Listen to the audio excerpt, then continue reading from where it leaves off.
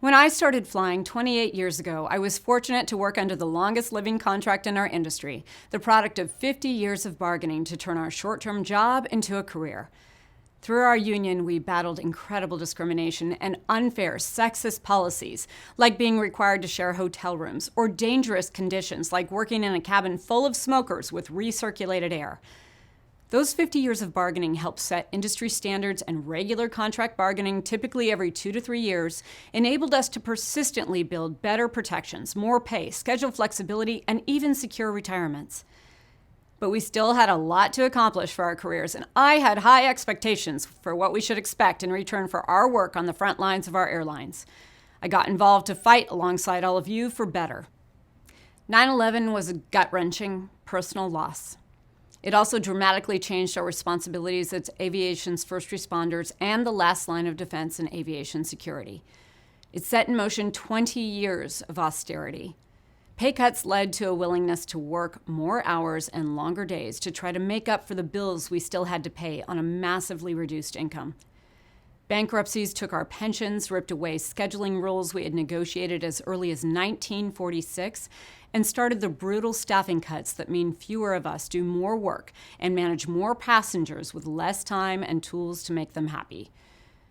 While we mourned the loss of our friends, crisis capitalists went to work on our industry, like they had with workers in every other industry, to squeeze more and put our productivity in their pockets.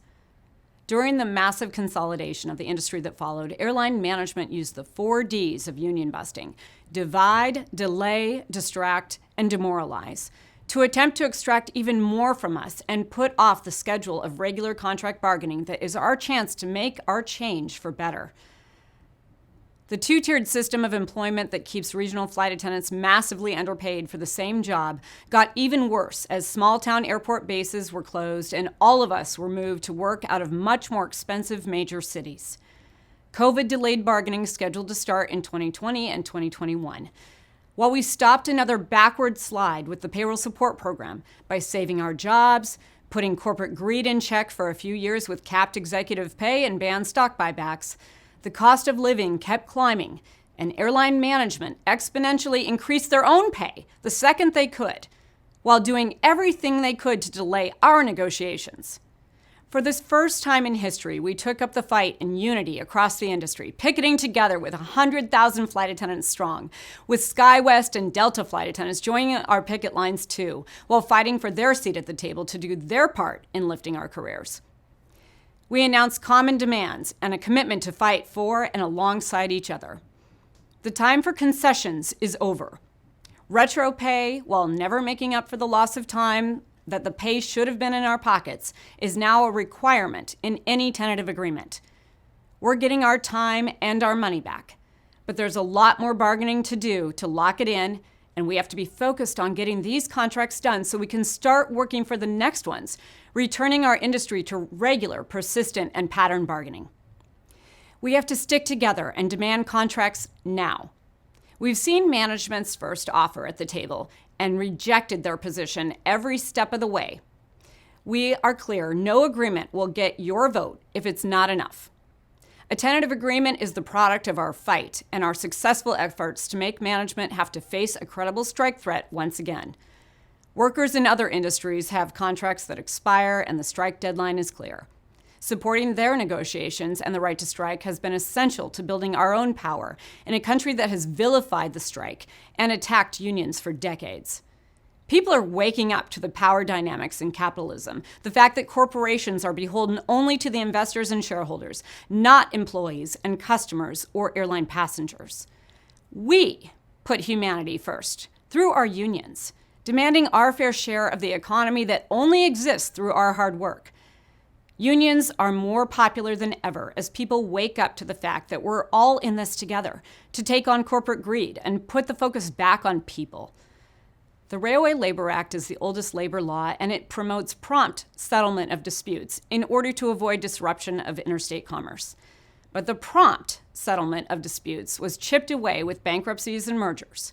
I know many of us want to scream for reform, but that won't come in time for the contracts we need today. We have to take action to make the act work as intended and do our part to tighten our bargaining to bring negotiations to a point that allows us to get a release from mediation or a credible strike threat of that strike deadline to make management want the deal rather than face the risk of disruption. Strikes work. And with a government that supports collective bargaining and the right to strike, agreements come faster too. This fall, the longshoremen were out on strike after decades of no improvements and erosion of their jobs. When they struck in the early 2000s, President Bush intervened and went to the court to end their strike. It took 9 days to force the workers back to work without an agreement. This year, President Biden made clear he would never do that, and the strike was settled in only 3 days. But instead, with real results for workers, a more than 60% raise in a contract making up for decades of decline and stagnation. Since we don't have a definitive deadline in our negotiations, we have to take action together to get management's ridiculous positions off the table and narrow the issues to the important items that inspired our more than 99% strike votes. We have to continue to picket and take other action to back up our negotiators and demonstrate management can't make us grow tired in the fight. These persistent actions gain attention from investors, lawmakers, media, and others, often the pressure we need to make management move in our direction at the table. Smart negotiations is important, but power we need to win is always generated from our collective action. Striking workers in auto, trucking, telecom, Hollywood, healthcare, hospitality, and at Boeing run picket lines 24/7 for as long as the strike takes. Walking the line for a few hours at our airports is no sweat, but necessary to keep building the pressure and demonstrating we're ready to hold the line just like other striking workers have done across the country. We're battling for massive improvements and demanding the same formula of improvements for regionals.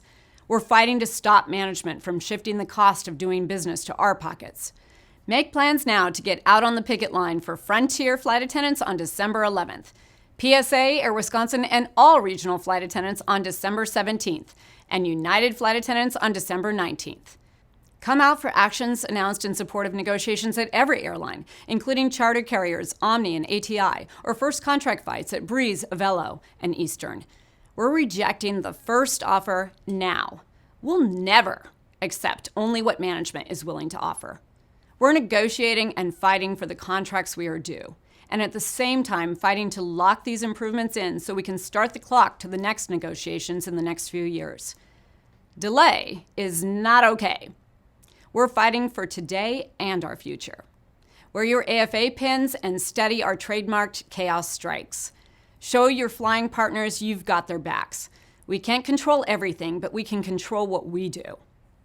We have to deny management success of their 4Ds, divide, delay, distract, and demoralize, by taking strategic and powerful action together. There's a lot of ways to build our leverage and lock in our contracts, one after another, back to the way we first built our careers, and for the flight attendants of today. We are stronger and better together. And when we fight smart and as one union, we win. Fly safe and together always.